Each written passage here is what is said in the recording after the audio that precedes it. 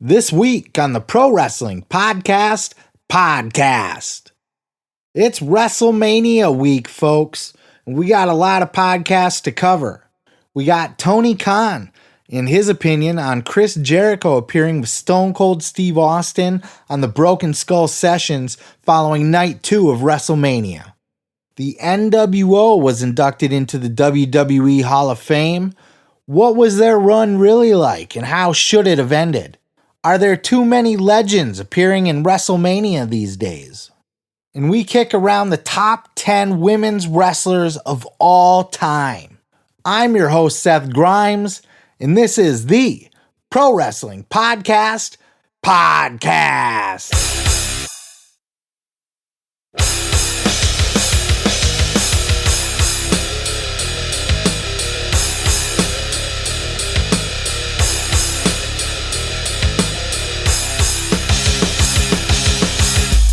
TK himself, Tony Khan, appeared on Busted Open this week amongst a whole bunch of other people. We'll talk about that in a little bit. Tony Khan was asked by Tommy Dreamer during this interview what he thought of Chris Jericho going over and doing the podcast with Stone Cold Steve Austin on the WWE Network. Here's what Tony Khan had to say. Hey, Tony, we heard from Steve Austin, his side, but this truly, if you're under contract, it's a two-sided contract. Now, you are the forbidden door. How did this come about for you? Because you could have said no, but how did you allow Chris Jericho to go on the Steve Austin podcast? Well, it's a great story, Tommy. Basically, what happened was I had never even considered this was going to be a possibility. When I'd heard from Chris that this was something they wanted to do, I had to think about it for a minute. He and Steve apparently had talked, and Steve had asked Chris if he had interest in doing this program, or I guess, they'd had a conversation. It came up. But when Chris brought it up to me, at first I was taken aback because the idea of Chris doing something on Peacock on WWE's channel is obviously going to give me pause. But when he said it was Steve hosting the show, I didn't have to think very hard about it. It's kind of, Busted Open is an independent show, but I really like being on with you guys. I really trust you and enjoy these times we have together. And I really feel that way about Steve, even though Steve works with WWE, and even though that's another wrestling company that we compete with. I trust Steve immensely, and obviously I trust Chris. And just like I would trust Chris to do a great job on Busted Open, I trust him to do a great job with Steve. And I trust Steve to be a great interviewer. And they're both friends of mine, and I feel like it's probably going to be a very good show. I haven't watched it yet, but Chris told me I'm really going to like it. And it's a great chance for us to go out and promote AEW to a different set of fans. So I was all for it. And definitely Steve being the host had a lot to do with that. Yeah, it's a great opportunity for everybody. There's no reason why, there would be no good reason for a guy like Tony Khan to not let Chris Jericho do it. First of all, if he didn't, this is good for Chris Jericho's brand. It keeps him out there. It keeps him in everybody's consciousness. It keeps them thinking about him, keeps him fresh. So for Jericho, this is good. So if Tony Khan just refused Jericho doing it, Jericho could say, yeah, okay, I'll listen to you. But because he's under contract. But that would probably, go a long way towards some heat between Tony Khan and Jericho. It would if I was Jericho. I really want to go there. I think this is good for my brand. You're going to tell me no because you just don't want me to? Because of your fucking ego? Okay. That's fine, but now I'm not so friendly with you. Now I'm not going to do big favors for you as much. Now these are the things that make you, like a Kevin Nash and Scott Hall used to say, they got to a point where they were in WCW where they were just there collecting a paycheck. Some would feel like they always felt like that, but they lost their passion for it. They didn't care, and they were pissed off at Bischoff for firing X-Pac, so they were just sitting on their hands, doing the bare minimum. And that would be the kind of shit that if a Tony Khan told Chris Jericho, you can't do this, that's the kind of thing that I think a Chris Jericho would have a problem with, and that would stir up some issues going forward.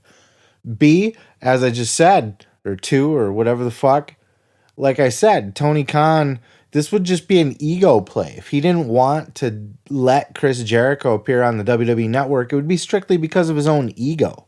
Because he's my AEW guy and I'm not going to let him appear on a WWE network. He was well within his rights contractually, you know, to say no to that and to not want it, but it would have been purely for his ego because it doesn't make any business sense to not let Chris Jericho do that. Unless Chris Jericho says something stupid on the podcast, here's my fear because he is on the WWE network, because he is with Stone Cold Steve Austin, because he wants to babyface himself with the WWE diehard fans. I'm afraid he might go on there and downplay AEW. I'm doing this little thing now and I'm having fun, but boy, the WWE, that was really the big time. Or that was really the best part of my life, and it probably was. But regardless, I'm worried he's not there as an AEW roster member. I'm worried that he's there as a WWE legend. And those are two very different interviews. Not that they're not it's gonna be a WWE centric interview. We all know this. We know for a fact, and some of you might be listening to this because this drops early, Sunday morning. Early like Sunday morning. See, I changed to early with the easy or whatever and sang it horribly.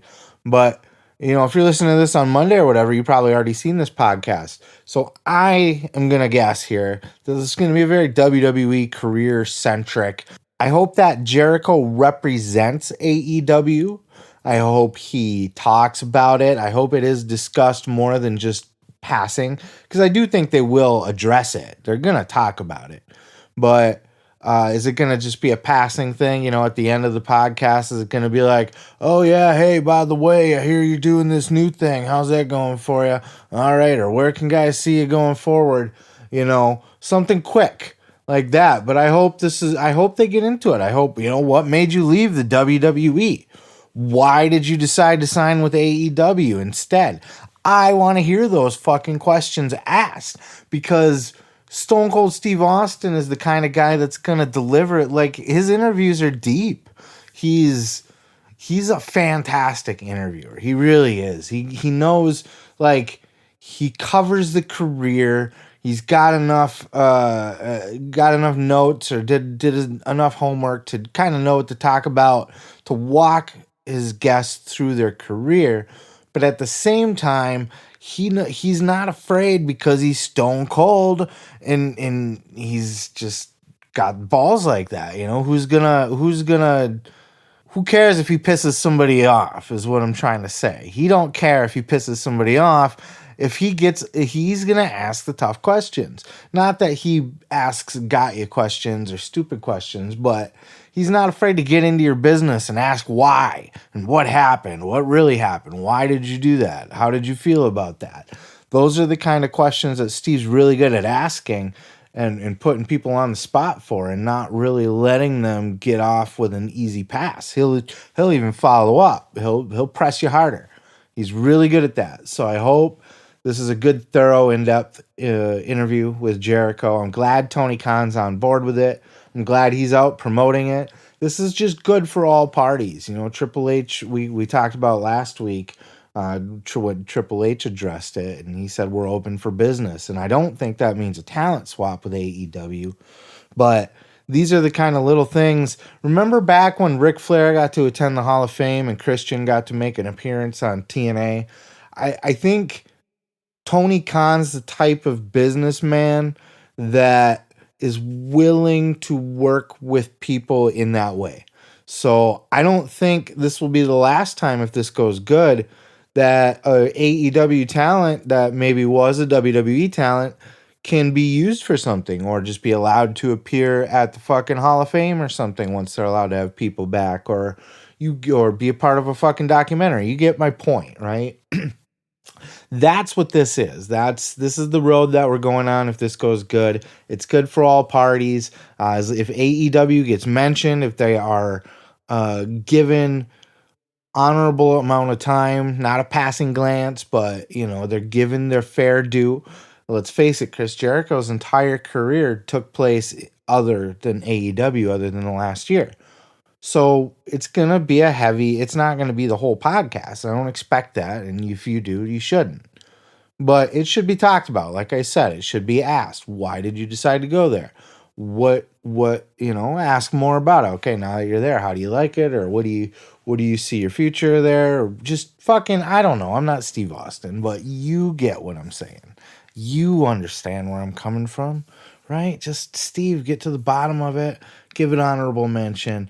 Everybody's going to be happy. WWE gets a great interview the night following WrestleMania, night 2. AEW gets mentioned on the WWE network and gives them a little bit more credibility. It's just all around good shit, and I'm looking forward to it. By the way, so here's a note on this. Because the interview is happening tonight as you listen to this, I have not obviously seen it and therefore cannot cover it on today's podcast. But if by the time I get all the way to next week, it's going to be old news. Everybody's already been talked about it Monday, Tuesday, whatever. So I'm going to actually drop a little bonus. It's going to be on the podcast feed as a bonus. And then, if you're listening to it here on the podcast feed, if you listen on YouTube, what I'm going to do is I'm just going to put it up as a clip. Like I have the other clips on YouTube. I'm just going to throw this up as an extra clip. So, later on Sunday night or possibly sometime Monday, there will be a clip that'll show up where I will just specifically address the Stone Cold Broken Skull sessions with Chris Jericho, and we'll find out what actually happens. So until then, let's move the fuck on, huh? The following announcement has been paid for by the New World Order. The NWO was inducted into the 2020 Hall of Fame this year. I did get a chance to watch that. The Hall of Fame was kind of stupid this year. It's always been so rough because I love the Hall of Fame. I loved seeing the legends. I love the nostalgia. I love seeing everybody all dressed up and slightly out of character, just kind of relaxing and in that atmosphere. I love the celebration of history. I love all the old stories and the funny stories and the tragic stories and the roller coaster ride. The Hall of Fame is special to me for that. But at the same time, it's had a long, long history of, hour-long fucking inductions that go on and on and on from a guy you don't really care about to begin with, and you just want to shoot yourself in the head to when they try to overcompensate for that, and everybody's is too short. Now there's no audience, and it's all chopped and edited, and it's just... I don't know. But the NWO got inducted, and we got to see Hall and Nash and Hollywood Hogan and Six. And no doubt the NWO has had a fucking Hall of Fame legacy, right? Like, what would be professional wrestling right now if it weren't for the NWO? It was the hottest fucking thing, period, end of story. I think the only thing that could possibly be compared to what the NWO achieved was maybe Austin 316, and they were right around the same time. But when you want to talk about just a major pop culture fucking t-shirt in Walmart situation, right? They're just a bajillion t-shirts being sold. It was the NWO, maybe closely followed by Stone Cold. They are closely followed. Stone Cold is the biggest t-shirt merchandise seller, period, for WWE ever. So financially, the biggest star ever WWE had is Stone Cold Steve Austin. I would say the same thing would be the NWO for WCW, and I would say the NWO is probably bigger if you were to add the two numbers up. So with that said, but probably not by much. So with that said, the NWO was the most over fucking thing in the business. But here's a clip of Brian Alvarez talking about why maybe he doesn't think so much. Check this out. Exactly like Nash said, everybody wanted to see us get beaten, and we just kept going. And they kept going and going and going. For years. There was and no years end. and years. The closest they had to an end, sort of, was when Sting was going to beat Hogan at Starrcade. Now, forget the whole fuck up with Nick Patrick, okay? Do you guys remember the follow-up to that after Sting beat Hogan? We watched it. It was all about Hogan Yes. and getting heat back on the NWO. That was not the end. That was one little happy ending battle in a giant war that never ended, okay? He's not wrong. Heat. It's all it was every single week was the NWO beating the shit out of the WCW guys and making them look like bitches, making them look like jobbers. The only WCW guys that got over in the NWO era was Goldberg, Sting, and fucking DDP. Booker T did, despite everything, and he managed to do it by kind of staying away from the NWO. I mean, I could be wrong, but to the best of my knowledge, Booker T his storylines were not really directly involved with working with the NWO, and that probably helped him for the long run. The NWO had a couple guys that they worked with that they let get over on them, which was Sting and DDP and Goldberg. And outside of that, basically everybody got squashed. So he's not wrong. So at that point, but I don't look back at it so negatively, you know, like I said before the clip, I put over the NWO very strong. I think looking back at my childhood, I can't remember anything bigger in wrestling history than the NWO to this day. And it's not and I think the numbers will back it. As I said, the closest thing to it would be Steve Austin, but I think the numbers would support NWO. Just a guess. So I don't feel the same way Alvarez does as far as just shitting on the whole angle, but taking it into consideration, let's kind of sit back here and like, how do you properly end the NWO storyline? What would have been the best out there? There was a handful of times that somebody got over on the NWO. I thought Roddy Piper did a great job. You know, some would say he cut some shitty promos in there, or maybe his matches were lackluster. I don't care about any of that. I don't expect everybody to have a fucking Dean Malenko Chris Benoit wrestling match. I'm sorry, I know a lot of you people do, and I appreciate them as much as the next. I love a fucking great wrestling match. I love it above probably anything else. But I also enjoy story. I enjoy a good story. I enjoy characters. I enjoy seeing legends and icons. And to me, Roddy Piper was still a huge, huge star. When he came to WCW, I was pumped for it. When he walked out, I was psyched. And he got into it with Hulk Hogan, and he actually got to beat Hulk Hogan, but he didn't win the championship. I think he still was very opposed to doing jobs. So I don't know if maybe he just didn't want to drop the title back. It doesn't matter. I'm speculating at this point. I guess the point I'm going down this road is Roddy Piper was one that got a win over the NWO, got a win over Hogan, but he wasn't going to be the guy to take down the NWO and win for WCW necessarily. So it wouldn't be that. I think Giant got over on Hulk Hogan, but he ended up just joining the NWO, and of course now he's the fucking Big Show and blah, right? Yeah, right? Am I right? But so it wasn't going to be the Giant that really ultimately shut down the NWO.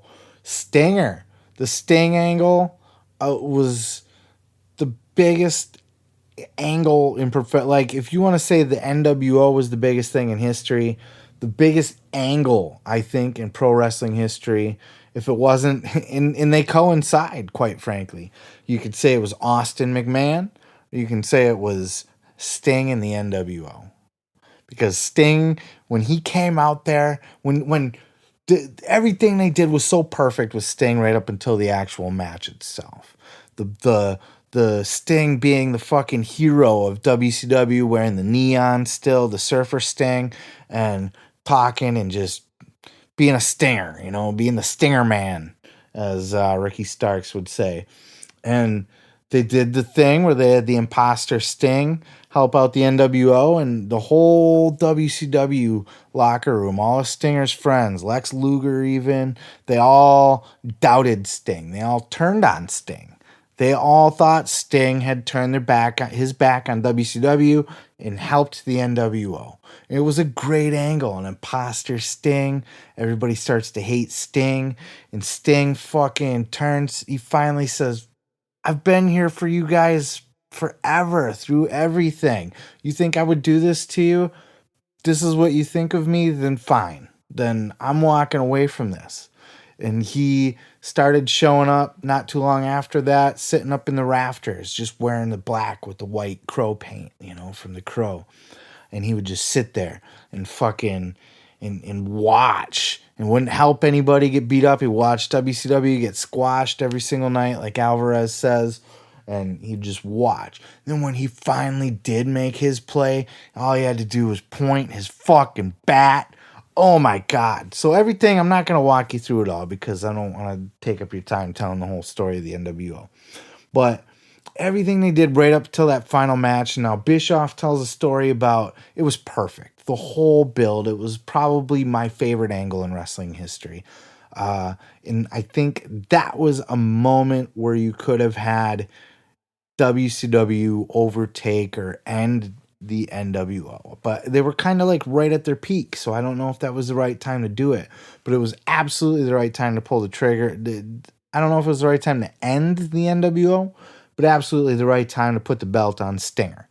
But it was politics then at that point. So Eric Bischoff tells the story that, him and Hulkster got to talking, brother, and Sting was a little too not so tanned and not so in shape and maybe gimmicked up a little bit, and who knows. So let's take the belt right back off of him. And you know what? With baby faces like that, it's more with the chase and not the reign. So that's fine if they were going to take it right back off of him. And then what did they end up doing shortly after that? And that's probably how I would have booked it too. Maybe not taking it off of Sting right away, but it wasn't time to end the NWO. The time to end the NWO would have been when Goldberg beat Hulk Hogan. That's the guy. That was the time. That's when you would have done it.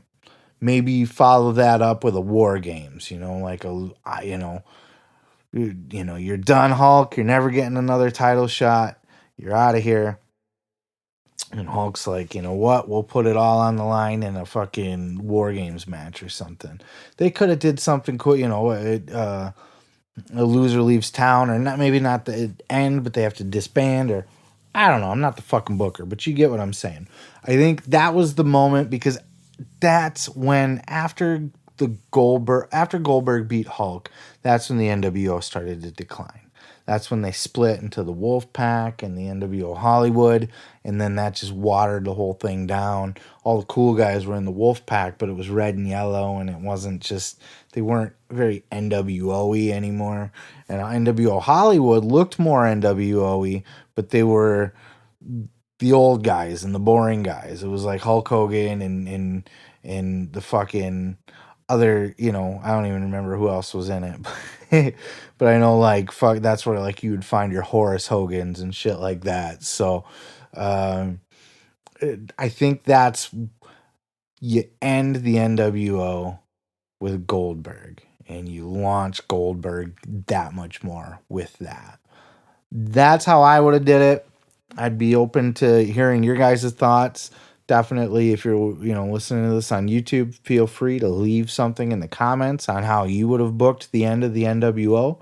Great conversation to have. I don't think Alvarez was wrong, but at the same time, I do still think the NWO was the greatest thing going. Did they end it good? Maybe it was like a Stephen King book, right? Like a fantastic story. The ending sucks. And that's pretty much what it was. So anyway, moving on. On the Kurt Angle show, he was talking with Conrad about his match at WrestleMania 22, the big main event world heavyweight title triple threat match between Kurt Angle, Randy Orton, and Rey Mysterio. Of course, Rey Mysterio went on to win that match, as you know. Spoiler alert if you don't. Ha! And that was a big moment for Rey Mysterio. Here's Kurt Angle on what he thought about the match and the entrance for Rey Mysterio. Let's talk about the match itself here. It got 3.5 stars in the Observer. Mysterio gets a huge ring entrance. He's even got the band POD playing his entrance music. He's got this big Mayan headdress. It's a coming out party for Mysterio.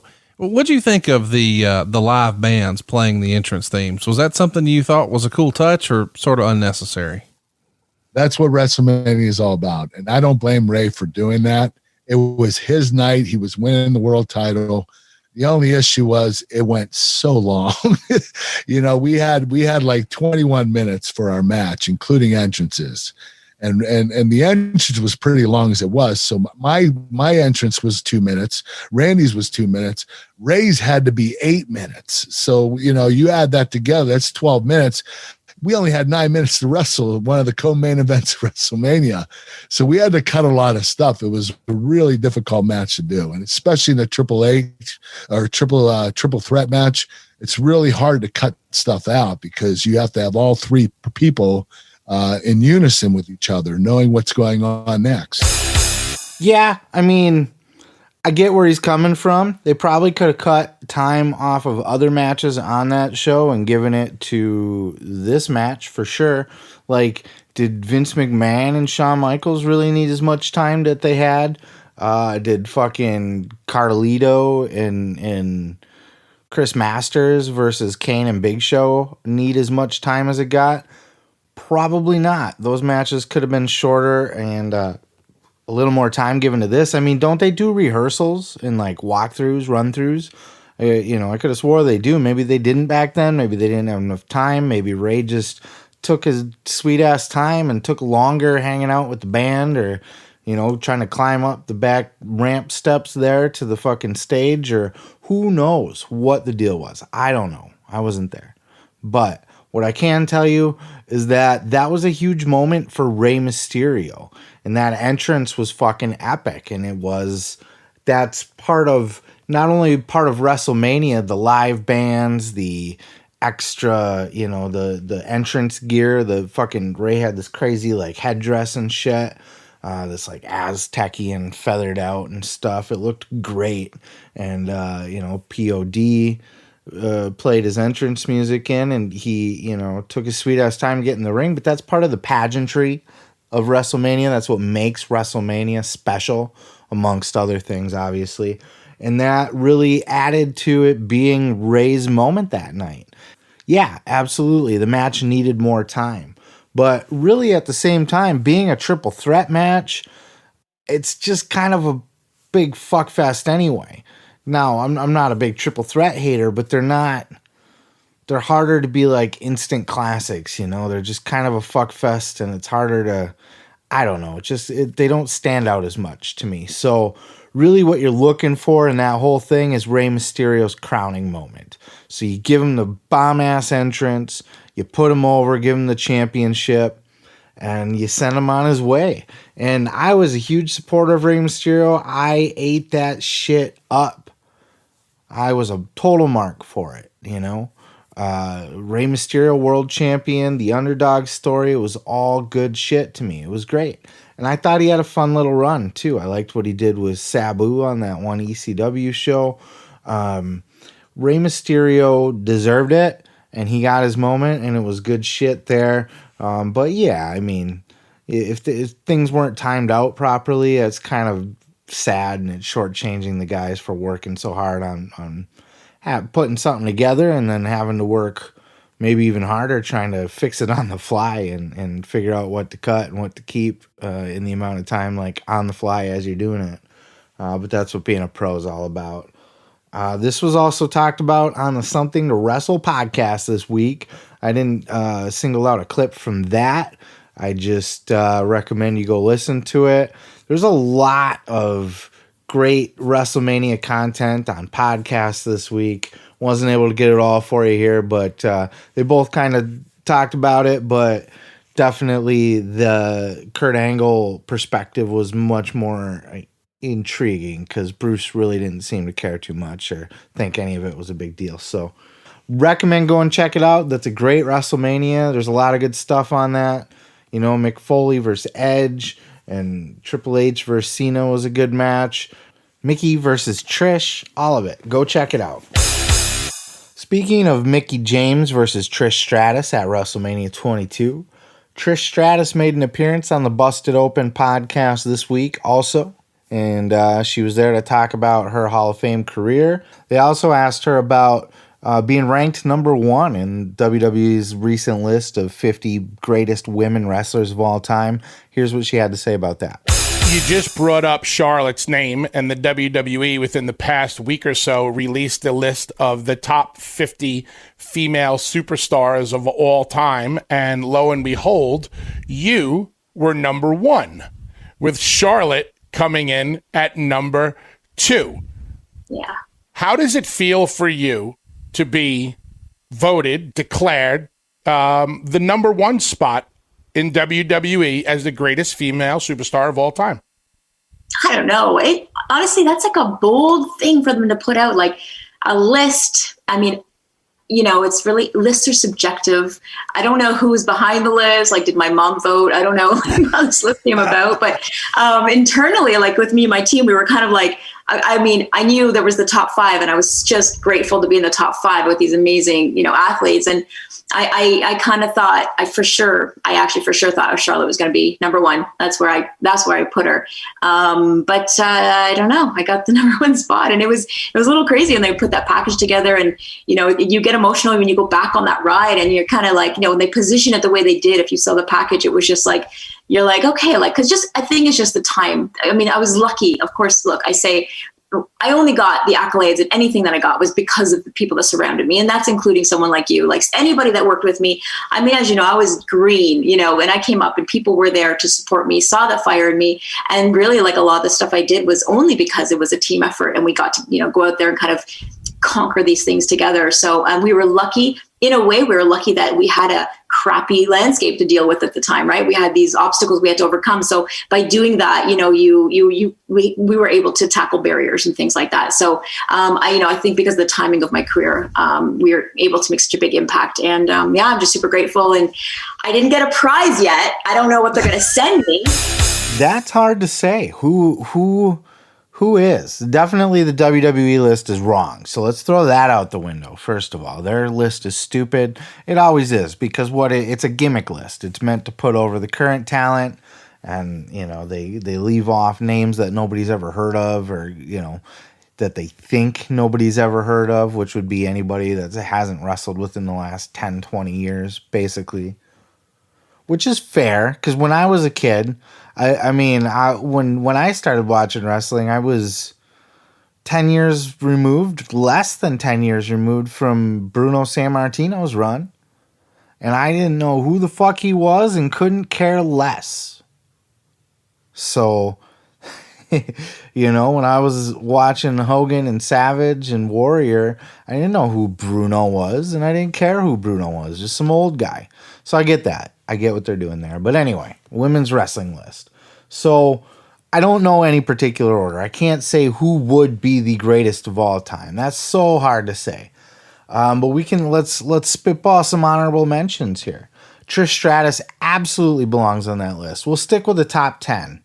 I'll try to do a top 10 here for you in no particular order. I would say absolutely Trish Stratus belongs on that list. She was groundbreaking because she bridged that gap. She was one of those divas, quote unquote, that came from the bra and panties matches and was there for tits and ass. Literally was the manager of a team called TNA before TNA existed. And she was just there for her looks. She was a little fuck doll that just looked hot, and that was it, period. But she earned her keep. She worked hard. Very hard to work her way up. She did the degrading storylines, the bra and panty matches, the shit with Vince McMahon, and she addressed that too in this interview. They had me crawling around in stuff like that. At the time but it was her building herself up, paying her dues, because that storyline actually paid off. She got to get revenge, and I think that did level her up at that time. Then she started being taken a little bit more seriously, and she started having better matches, and she became a women's champion. And her run with Lita, those battles that they had, they main evented Monday Night Raw. women main evented Monday Night Raw in like, what was it, 2000, 2001, maybe 2002. It was basically unheard of back then. It just wasn't a thing that happened. So Trish Stratus, and you hear so many women wrestlers that have come up after her that have gone on to say that they think Trish Stratus that's their girl, that's who inspired them. So you got to look at all that. We'll throw Lita in there for the same exact reasons.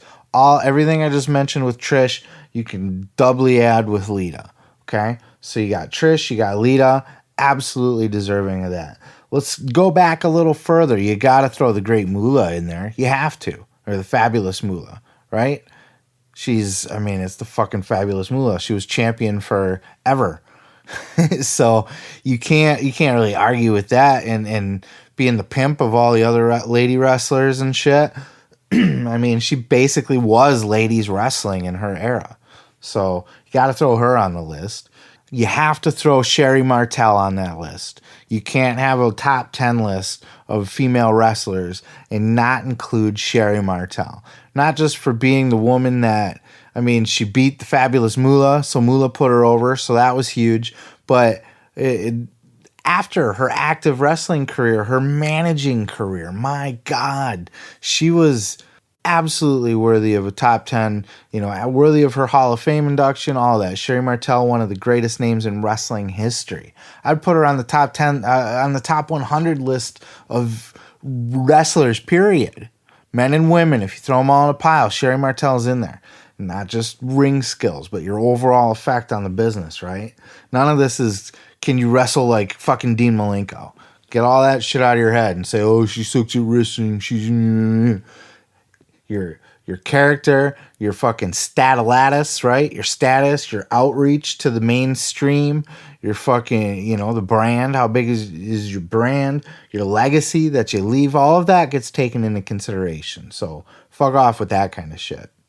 You gotta add Medusa to that. I would say she's, not on the level of a Sherry Martel, but pretty damn close. They're in that same field. So there's 5. We got your top 5. Modern day. Let's throw Becky Lynch on there. Let's throw. It's really hard to argue that all of the 4 horsewomen don't deserve to be in the top 10 even. You're looking wrestling history. They've main evented, minus Bayley, but then you look at the match that Bayley and Sasha had, so you can't really take Bayley out. So really you can make an argument for all 4 of the 4 horsewomen. Sasha, Bayley, Charlotte, and Becky Lynch. You have to. And that's not placating to a modern audience. That's not, you look at over the history, what are you gonna go with the Jumping Bomb Angels? You could put a Mae Young on there, and that could round out the top 10, and you wouldn't be wrong there. That wouldn't be inaccurate. I'm sure there's 1 or 2 female wrestlers that I'm forgetting somewhere along the way here. You could pick a Molly Holly if you wanted to, because I know she's the workers' favorite, right? All the chicks respect Molly Holly. But I don't know that Molly was really all that impactful, or, I never gave a shit about her other than she was the chick with the short hair and the huge booty, right? Which, So I probably would add Mae Young to that, because she was also very groundbreaking for her time. She was wrestling men. Even, just a tough bitch, and just her longevity, the things that she was doing and up into her, 80s. So, you wouldn't be wrong throwing, that'd be close to my top 10. I'd be willing to argue and negotiate a little bit there, but I think that's pretty fair. But hey, all of it's, open to interpretation. But I would check out Trish Stratus on Busted Open. I would check out Mickie James on After the Bell, and appreciate the legacy that these women left on professional wrestling. Arn Anderson talked about WrestleMania 32 this week on Arn, the podcast named Arn. What a name for a podcast, hey? Arn. I mean, mine's not that much better. The Pro Wrestling Podcast. It's like, dude, did you just type podcast twice, or I don't understand. Am I reading this wrong? So, but Arn, just Arn, you know. But I love Arn's podcast because Arn was around for the recent shit. Arn was around for WrestleMania 32, and this was just 5 years ago. And they were talking about, specifically in this clip here, they were talking about all the legends that appeared at that WrestleMania. And that's kind of been a thing for the last few WrestleManias. I would say almost since The Rock came back 10 years ago.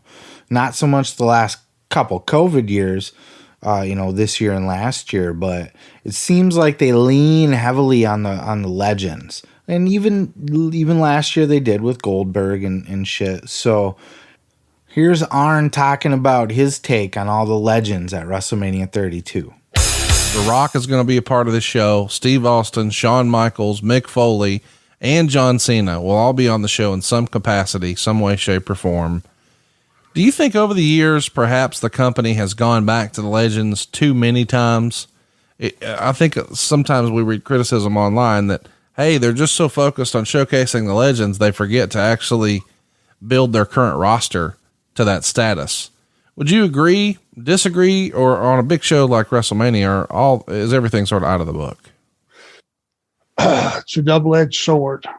You want to give your fans and your viewing audience every possible positive thing you can give them. I think every superstar, every matchup, guys from the past that truly are gods in the wrestling industry. WrestleMania is the place to bring them. But if you do it at the expense of the new talent that you're trying to build, whether it be taking the spot away from them on the show or just something being way too lopsided, which we have a couple of instances of that on the show. I'm not sure it's a good thing. I'm a little bit, a double-edged sword on that. Certainly you can't say that you don't want a Shawn Michaels and a Rock, right, and Foley and Steve Austin. Who, if somebody said, would you like them to be on WrestleMania? What, are you kidding me? Really? Of course. But then you got to break it down and figure out what they're going to be doing. And is it going to make them bigger stars than when they walked in the door that night? And is it going to be better for the show? It is just one of those things, right? It's like, you want all these legends to be on your show, like Arn said. If you were to ask, do you want Stone Cold and Mick Foley and all these fucking people on your show? Shawn Michaels, yes, absolutely. Give me all these legends. But now are you taking away spots from active roster guys?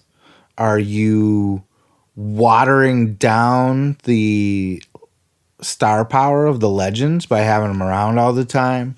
Are you making the current roster look weaker? Like, we can't make a big show that will draw money without all these big names from 10 and 20 years ago. So all of these things are factors to take in with the reuse of all these legends, and it is kind of becoming that thing. Nobody on the roster is over to that extent anymore. Nobody on the roster is over enough to become legend to where they can draw WrestleMania headlining pay-per-views with that same kind of star power energy that guys from 10 years and 20 years ago can do for you. And I think I know why. I think it has to do with the WWE putting more emphasis on the brand over the star. I think they did that basically after Stone Cold and The Rock left. I think those were the last two giant megastars where WWE's like, okay, or Vince, I should say. I mean, I guess they could be used interchangeably. Where Vince would say, okay, these guys, we can't build around just guys. We can't let guys have this much power to where, if they walk away, I'm screwed. So we just got to invest in the brand. We got to make WWE the star. And that makes sense in theory. It's not a batshit crazy idea, because Stone Cold just walked away from WWE one day and The Rock just became a movie star one day. And all of a sudden, WWE's caught with their pants down and they don't have anybody on deck. So here's the flaws with everything. So what they decided to do, let's just make the brand strong. That way we can we're WWE, we're WrestleMania. You just pay to go see that. And that worked for a while and did work for a while because they still had stars you wanted to see. CM Punk, Daniel Bryan was there, is there. But as the legends from that era where you could get over and become a star on your own, as those legends are aging out and the machine is just producing great talent, but not the talent that's going to go on to be the next Hollywood superstar, or, they're not dependent. None of these guys are bigger than the brand itself, which, they created a Stone Cold to be, they created a Rock to be. And because those guys were there, they were working with guys like Undertaker, guys like Mick Foley, and building them up to be iconic stars as well, who then passed it on and worked with guys like Edge. And all of these guys were big time stars. But the problem when you do that is now when your main focus is WWE as a brand, none of those talents stand out. None of them are going to be able to come back as legends and sell out a big... Can you imagine a sellout stadium going insane, ape shit crazy over a Seth Rollins 20 years from now? Come on. Not like a Stone Cold. They don't have it anymore. They're losing those legends. And you can look no further than the people that came after Stone Cold and The Rock. You got John Cena and you got Randy Orton, who's still there and an active member of the roster. But I would put those two, Batista. You're wearing thin. And and now your legends are going to be your Seth Rollinses and your Roman Reigns and your Fiends, and these are your top guys. And nothing against these guys, but I'm telling, how stoked are you to watch Drew McIntyre versus fucking Bobby Lashley in a main event of a WrestleMania? How much does that just fucking get you hyped, right? You got Hogan and Andre. You got Stone Cold versus The Rock. And you got Bobby Lashley versus Drew McIntyre. I'm sorry. I'm not trying to be a dick about it. I'm not trying to get under your skin, but come on, man. I don't know. I think you can only have legends come back for so long, and I think eventually they're going to die off or just be too old or not care anymore, or, you can only fall back on them so long. You got to have that next generation coming up. And it's not just it's not even just the brand, but it's also not building talent. You got to build that next level of stars. You got to invest in the next level of stars. And they didn't do that. They didn't have the next stars to come up. They got a Randy and a Cena and a Batista. And then Batista went to become a major movie star. And Cena's on his way to being a major movie star. Randy Orton has already professed to be a lifer in WWE, which is fine. And that's it. After them, who do you got? So we shall see. I could be proven wrong.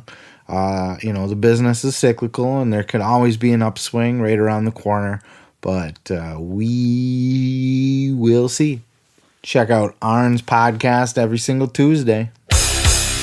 Jim Cornette talks about the recent news story of TNT not wanting AEW to have any more surprises on Dynamite.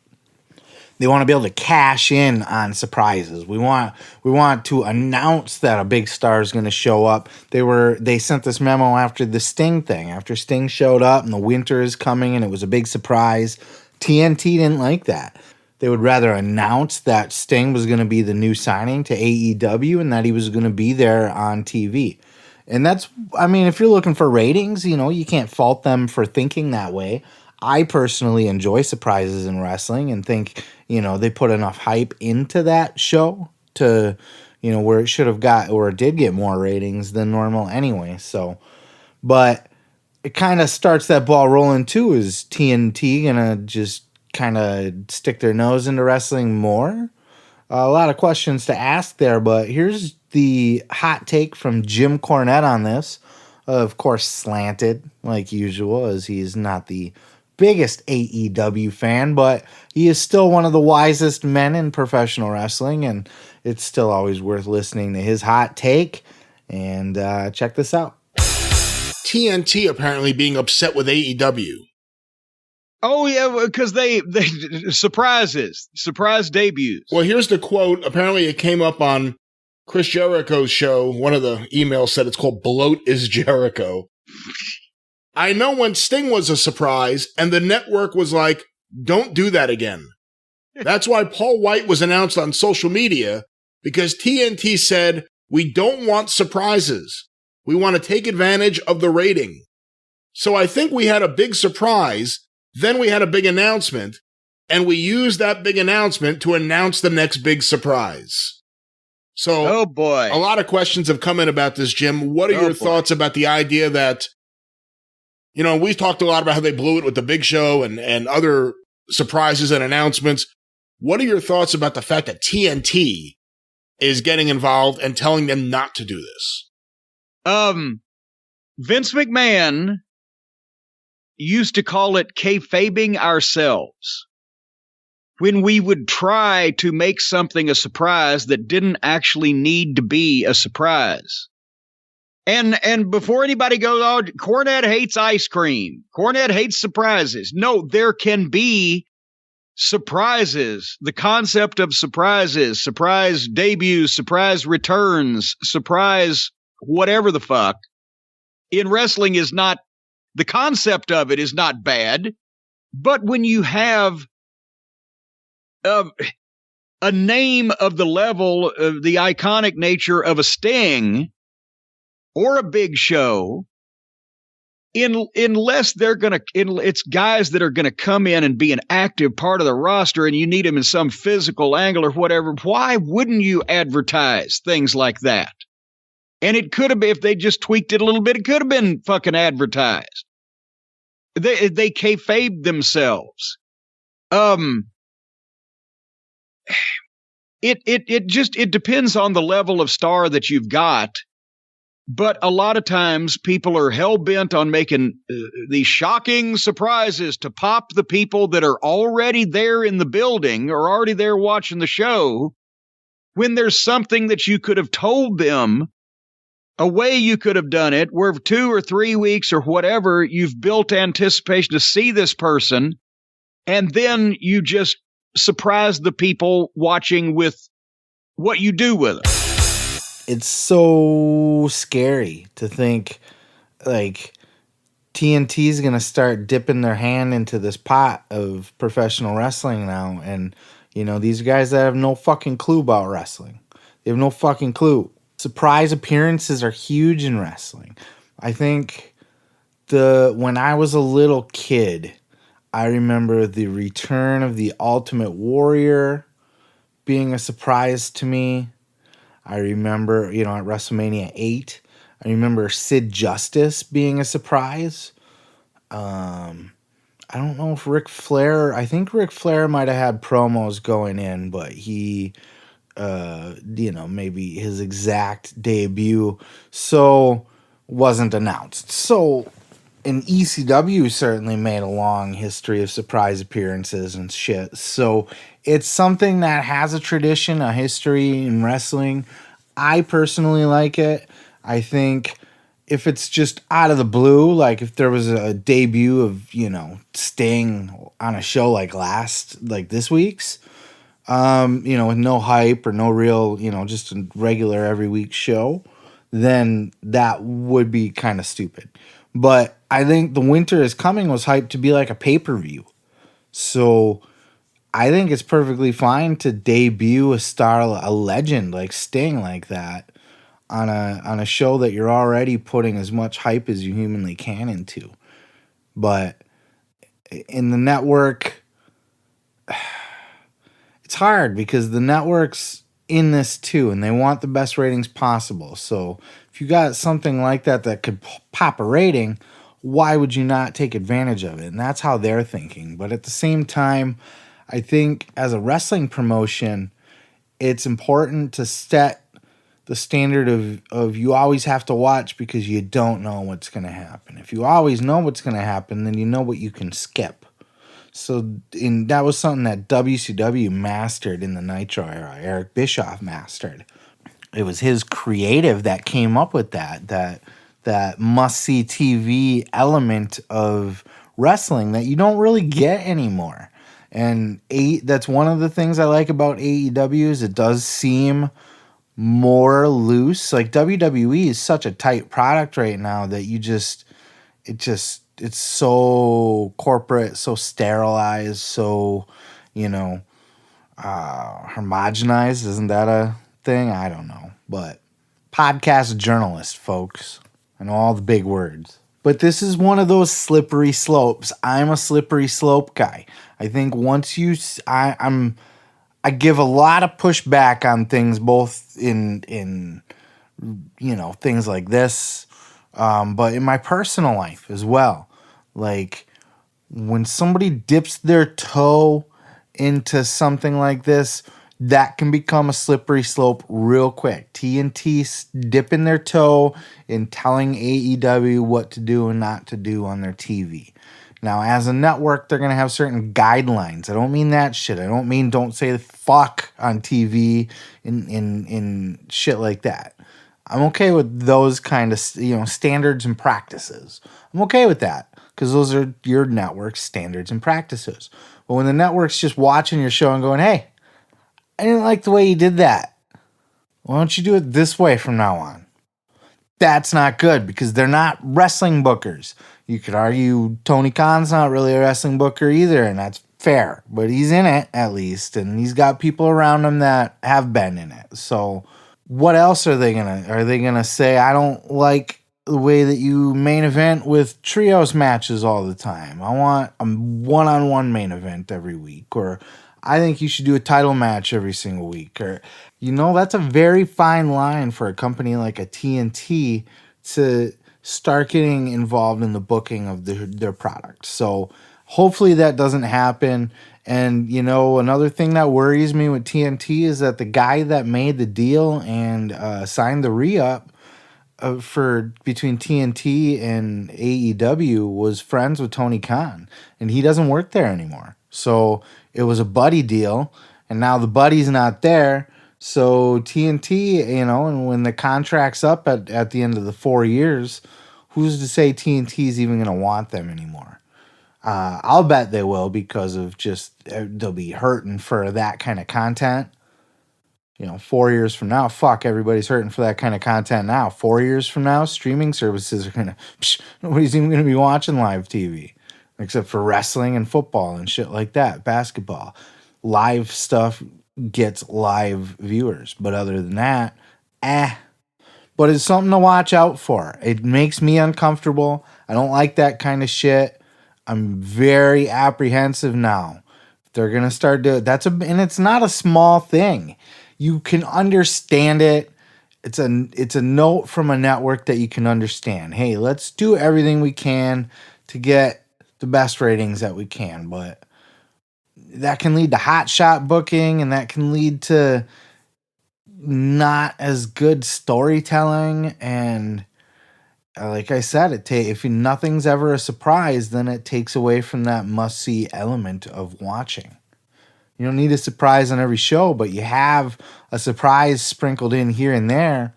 You just it creates that I gotta watch tonight because you never know. So that's my piece on it. We will continue to keep an eye on that here at the Pro Wrestling Podcast for you guys. Moving on. Oh, don't forget to go check out the Jim Cornette Experience and the Jim Cornette Drive-Thru for more of your Jim Cornette content. You can find it on podcasts. You can find it on YouTube. You can find it all over that shit. The Butcher and the Blade were on Talk is Jericho this week. I love these guys. They were talking about where they got their gimmick from, how they came up with the characters for the Butcher and the Blade. Check this out. I mean, I always give him credit for the actual characters of the Butcher and the Blade. Like, it's pretty much his creation.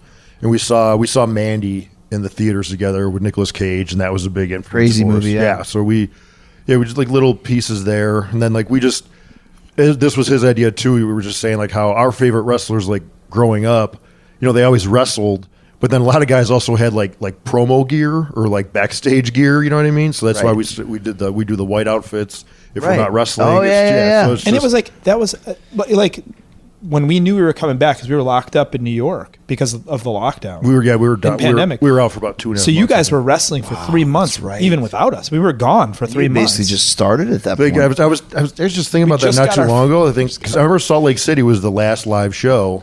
I mean, March 11th. There you go. I'll never forget. So I mean, I think I think maybe we'd been with AEW for like 2 months, but we'd only been signed for like not even a month, and then COVID happened, and then we were home for like 2.5 months. And that was the thing, like when so it was crazy to go from that high to like when you hear all the dudes who got let go at WWE, it was kind of hard for me to go, oh my god, like obviously AEW is gonna like let some dudes go. We're gonna follow suit, yeah. We're gonna be the first on that because we're like our contracts are kind of the newest, so we're gonna do it. And like, dude, I say it all the time. I've said it on I think every single podcast I've done. Tony Khan is the most punk rock dude there is. If you want to talk about punk, he doesn't even know it. Like, he has no clue that he's the most punk rock dude. He's the most punk rock dude. Now tell me why you say that. And I'm gonna. Great analogy. I know that you beep the F word on this. No, do we? Okay. But I'll say this right now: that motherfucker doesn't give up. I really do like these guys a lot. I hope there aren't Butcher and Blade haters out there that, and I'm sure there are. It's the internet, right? But these guys deserve more respect, I think, than they get because you really don't hear about them a lot. But Butcher and the Blade, first of all, just start with their look. Their look is fucking fantastic. The fucking big burly guy with the mustache and the monocle and the tattoos, like the Butcher himself. Just a fantastic look that you don't see in wrestling anymore. WWE has such a cookie cutter fucking wrestling factory look of all just fucking, I don't know, just the clean cut, and you just never see a big burly balding monocled fucking mustachioed guy like that with the kind of the beer gut a little bit and just the man. He's just a man. And then you got Blade with his fucking weirdo mask where he looks like a gimp almost, and his fucking little leather shorts and whatever the fuck. And the Bunny is a great addition to that act. I love Bunny. She's fun. If you watch her on YouTube, I should cover that at some point. She got me hooked on Oreos. She's got a good little show and on YouTube where she just bullshits with people. I think she's more of a Twitch person. I gotta start watching some Twitch and stuff too, but can't cover it all, folks. Can't cover it all, but back to the Butcher and the Blade. Then you get the in-ring work. I mean, these guys Blade's been around a little bit. He's more of the technician in the group. Butcher's kind of more of a greenhorn, but he's improved so much. If you just watch his matches from debut, he had that really horrible match with Moxley where he talked about that actually on this show too, with Jericho. but he's improved so much, and you can see the work. He's trimmed down. He's gotten himself in better shape. His in-ring work is much better. He's putting a lot of effort into it, and the tag team's just, it's a fun team to watch. They're great characters for wrestling, and I like the idea. And they're very self-aware. They knew what their characters would be right off the bat. Like they explained, they're essentially henchmen. They're the henchmen for the bad guy. So when like MJF hired the Butcher and the Blade and fucking, I believe that was how they got brought in, right? Against Cody to start with.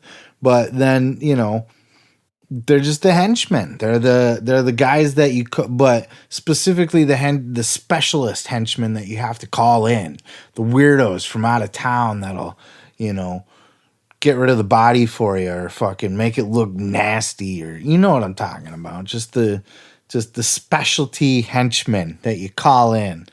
But they know their place. They know they're not the top guys. They know they're there to get other guys over. Give them a couple wins to be legitimate, and then ultimately just job them out over and over and over to the other top guys. Give them a couple wins to keep them legitimate. Job them out, job them out, job them out. They get it, and they're fantastic characters for that. They are the perfect tag team, henchman, heel tag team. You could plug them in anywhere. They're really a good fit, and they're not the kind of team, they would never get a second look in WWE. Blade's balding, he's older. Butch is balding, he's older. But the two, they're just a fun team. They got a fun look and a fun style and a fun presentation. And then you add on top of it, just they seem like really cool guys. Like I said, I love Bunny on her YouTube channel. She's got a really, you get to see her personality. You get to see what she's like as a normal person. And as a matter of fact, when she had that match with Tay Conti on AEW, I got up to I was gonna skip that one, and then because I didn't realize Bunny was in it. Not that any disrespect to Tay Conti either. I don't know. But then I was just like, you know what? I'm gonna actually sit back and watch this match because I actually appreciate the Bunny a little bit from watching her on YouTube recently, and she did really good in her match. It was a really good match with her and Tay. So, mad respect for them as people, too. Butcher seems like just a super genuine. He was also on Miro's show. Miro's got a YouTube channel as well and a Twitch stream, and he did an interview with Butcher, and he just seems like such a humble guy. And really self-aware, really cool. He's in a band, he's a rock star on top of all of that, like a kick-ass, really, he's more famous for the band than being the wrestler. So, just a good interview, worth checking out. Butcher and the fucking Blade. If you're sleeping on them, give this a listen. Hear the guys out as people. And then, when you watch their matches, keep their gimmick in mind, the specialty henchmen. Keep that in the back of your mind and watch them work. That's their job, and they do it well. And I appreciate them as a team and appreciate their style. When to find Talk is Jericho. It's on twice a week, every week, Wednesdays and Fridays. Speaking of Miro's show, he also had the Big Show, or I should say Paul White. I'll never get used to that. He'll always be Big Show to me. Big Showy Show. He had the Big Show on, and he was interviewing him, and he asked him the differences between AEW and WWE, if he felt a difference, or things that he noticed that were different. Check this out. Do you see any difference with AEW? Something? Do I see a difference? What do you notice? Yes, that's what I mean. It's funny because I talked to Jericho a little bit about it, because Jericho and I have been a lot of places together and been through a lot of different organizations. And when I got to AEW, I kept waiting for that pressure to drop, that shoe to drop, that environment of just that weight that you carry when you're working elsewhere. And it's not, the shoe's not going to drop. Like, everybody is supportive. Like, the boss actually thanks you for your time and thanks you for your effort, and truly wants your opinions and your ideas. And you know, it's just a different atmosphere altogether. Because I mean, we've worked some days at AEW that I would have flipped my friggin' biscuit if I worked those days somewhere else. You know what I mean? Like, you get there too, and you're leaving at 3:45 in the morning, you know, but you're leaving happy because, you know, you had fun at work, you had fun watching the matches, you had fun even doing nothing. It's just a good environment. It's not that Shark Tank of an environment, if that makes any sense. It's basically the walking on eggshells thing. Everybody walks on eggshells around WWE. Everybody's waiting on somebody to stab them in the back, or waiting for their push to get fucking shit canned and end up getting buried and doing jobs, or having to do some stupid angle, or wear some stupid outfit, or not get used for a while, or get yelled at for something. You hear that shit constantly in WWE. It's as well-oiled, polished, and clean of a machine that it is. It's also a fucking madhouse, right? Like, they write so sporadically. Their storylines are all dumb, stupid. Their match finishes are all the worst. You know, they're all fucking fuck finishes. And, you know, you hear all these stories about what it's like to walk around on eggshells backstage. You don't have that in AEW. There's a lot of AEW haters out there, and that's fine if you're a WWE loyalist, or if there's just, you know, you're a Jim Cornette fucking loyalist and you think everything's got to be Gotch versus fucking Hackenschmidt, or it's crap, you know, all these bloody high spots. My God, and all they do is the flippity floppity flies. Come on now.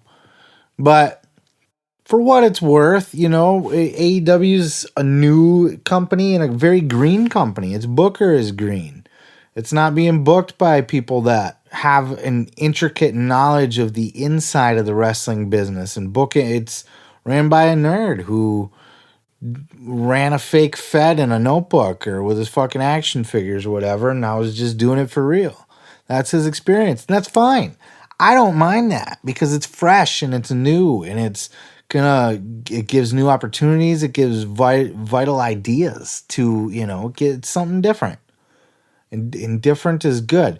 There's a lot of reasons that you might not like it, but for what it's worth, you still got to give AEW the credit and appreciate them for existing for the reasons that they, you know, for other reasons besides just the way that you think of them creatively, or what do you think of their wrestlers, blah, blah, blah. I mean, you got to appreciate that they're giving guys paydays. Lots of guys paydays, not just the guys on their rosters, but indie guys paydays. Lots of indie guys paydays. One of the biggest complaints in AEW is that guy from in the locker room from the wrestlers is that they got to hang around until fucking 2 a.m. for these shows. But that's not much of a complaint because you're only working once or twice a week, as they said, and it's. The reason why you're staying there that late is because they're giving everybody and their mom a fucking payday or a job, you know, fucking chance to be seen, to work and get paid. Tony Khan is supporting the wrestling business in a way that just couldn't be done if they didn't exist right now in this pandemic. And the locker room, they're run like a team.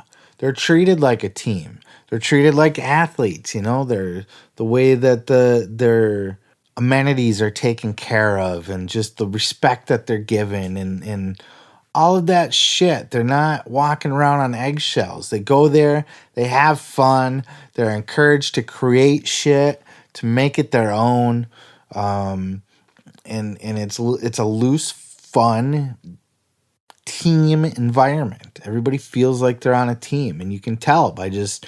You watch all these backstage videos and shit. You can just it's not just the way everybody talks about it, and that's everybody in AEW talks about it like that, but you can see it in the way that they all interact with each other.